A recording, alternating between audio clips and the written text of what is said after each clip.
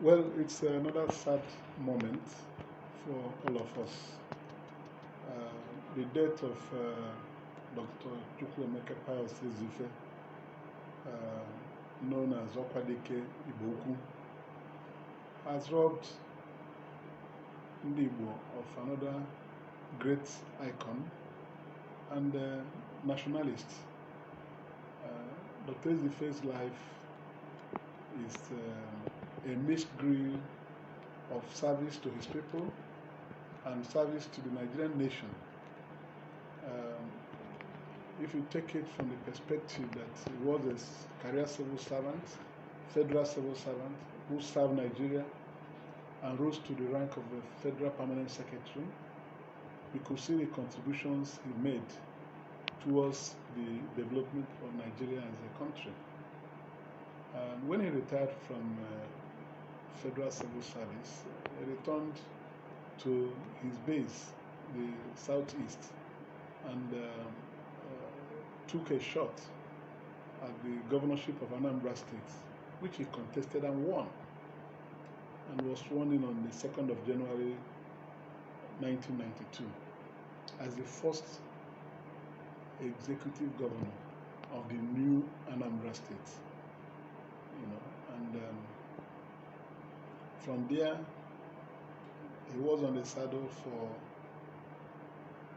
a year and about 10 or 11 months when his administration was overthrown, along with other civilian administration, by the military coup d'etat of 17 November 1993. Okwadike, as we knew him, was a very strong-willed personality, somebody who was a merchant of humor, somebody who will always deliver his points in a way that your ribs will crack. He was a great social crusader. Of course, as governor of Anambra State, as a planner, he was getting ready to kickstart his developmental programs for the state, because he announced that he will first of all save money as an economist before dabbling into projects that he would want to do for our people. Little did he know that the soldiers will come on them soon after. But when it happened, he took it very calmly and was undaunted. He went back to his normal life. And when the military announced a transition program in 1998 with the death of Abacha, Okwadike rebounded and came back to the scene. And when the other people were jostling for the emerging big parties, then he joined the Alliance for Democracy. That was the party he belonged to. Before the election came, and then he later joined the PDP. I don't even know whether he joined the PDP, but he became a political advisor to then President Olusegun Obasanjo. Okwadike was a man who will look at you eyeball to eyeball and tell you his mind and tell you nothing but the truth. He was somebody who was very critical of social segregation and marginalization of people. He lived for equality of rights of all citizens of this country, irrespective of where you come from. And when he retired from active politics, he engaged his life in the service of his people by becoming a very prominent face in Nigeria, trying to put across to the Nigerian nation, the conscience of the Nigerian nation, the need to have the Igbo people of Nigeria properly respected and given their rights in all things. I know that his death now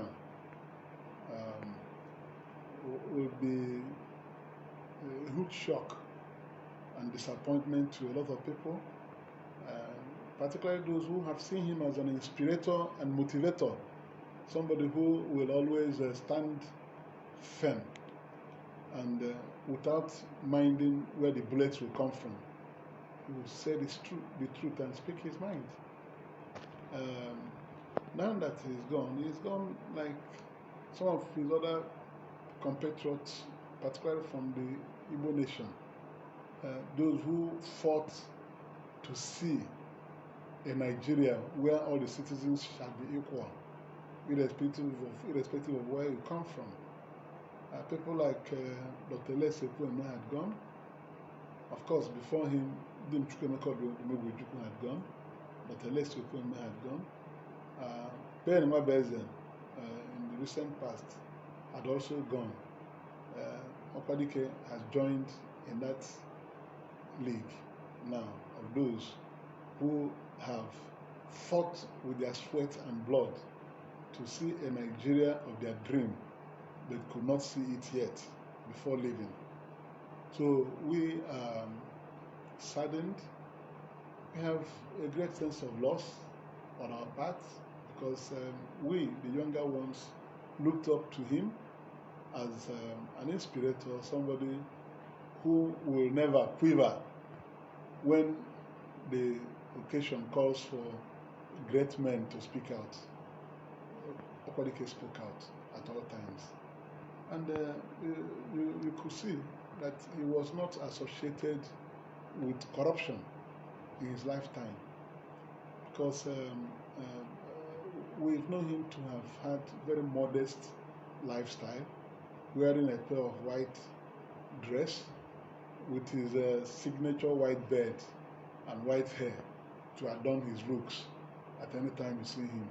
And anytime you see Okwadike, both on television or in public fora, you'll be sure that you listen to a man who will always rise to the occasion. He never disappointed.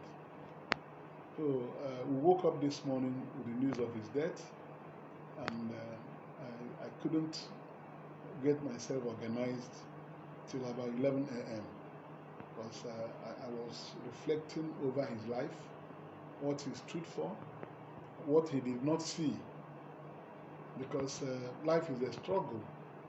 I've not seen somebody who will say, oh, I've fought the race, I've fought the fight, and I've seen the victory, particularly from his own people. So he lost his life, and we lost our voice as well. So we mourn him and pray that Almighty God will grant his soul eternal rest in paradise. Do you have any word of encouragement to the family and the people he have? I'm mourning Dr. Chukwuemeka Ezeife. It's not only his death is not for his family alone, but as the relatives to the great man, we have to ask them to take heart, because as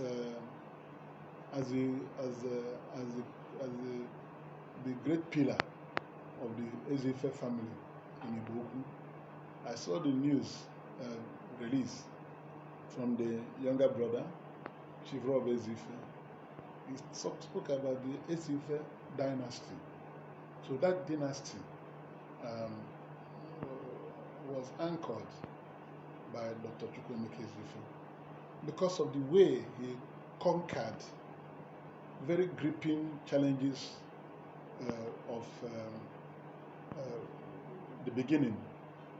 You can imagine somebody who bestrode the tide without any formal secondary education, but he was able to do secondary school exam from his home. Sometimes when if you had met him, he would tell you that he sucked his mother's breast for 7 years. So that he was a man groomed with the breastfeeding of his mother for 7 years. That will show you that he was groomed with so much wisdom. So without going to secondary school, he cleared his papers, London GCE, went to the university. From there, moved up to the Harvard University, the great Harvard University, and got a doctorate degree in economics. So coming back, he became the pride of his own family, not just Ndigo, but his own family. So that exit will create a very huge vacuum in the Ezeife family. So I urge them to take heart. We mourn with them because Dr. Ezeife represented so many things in the lives of many people who knew him. So as they mourn, let them also be thankful to God that he lived to be 84 years. 84 years is not easy this time. So, but he has done his bit. He has contributed his own quota towards the advancement of the cause of humanity and the cause of his people. So they should be consoled because his life was not in vain. People will continue to remember him for his good deeds, particularly. So now that he's gone, his name will remain immortal in the annals of history. We'll always remember Okwadike Igbo-ukwu. So to that extent, his death has not erased his name in the sands of time. Thank you very much.